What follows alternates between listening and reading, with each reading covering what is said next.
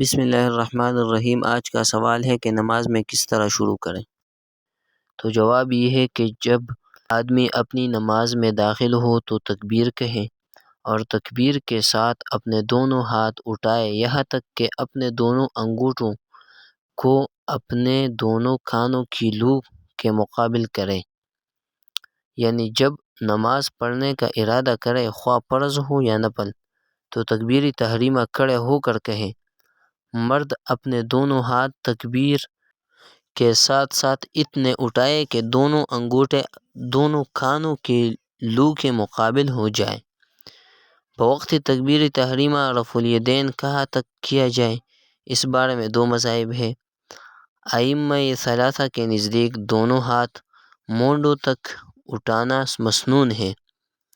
دوسرا مذہب حنفیہ کے نزدیک ہاتھوں کو کانوں کے برابر کر کے اس طرح اٹھائے کہ دونوں انگوٹھے کانوں کی لو کے برابر ہو جائیں، یہ مسنون ہے۔ اور دلیل میں یہ حدیث پیش کرتے ہیں کہ حضرت انس رضی اللہ عنہ کی روایت میں ہے کہ جب حضور صلی اللہ علیہ وسلم تکبیر کہتے تو اپنے دونوں ہاتھ اپنے کانوں کے مقابل کر کے اٹھاتے، پھر اگر اس نے تکبیر کے بدلے اللہ العظیم یا الرحمن اکبر کہا تو طرفین کے نزدیک کافی ہے۔ اور امام ابو یوسف رحمۃ اللہ علیہ نے کہا ہے کہ جائز نہیں ہے مگر یہ کہ کہے اللہ اکبر یا اللہ الکبیر۔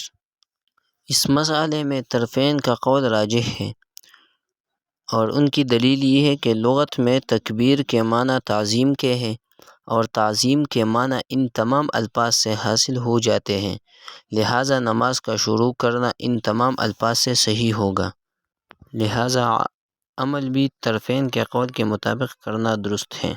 یعنی طرفین کے نزدیک ہر اس لفظ سے نماز شروع کرنا درست ہے جو اللہ کی تعظیم پر دلالت کریں، جیسے اللہ اکبر، اللہ الکبیر، الرحمن اکبر یا اللہ اعظم، اللہ عظیم۔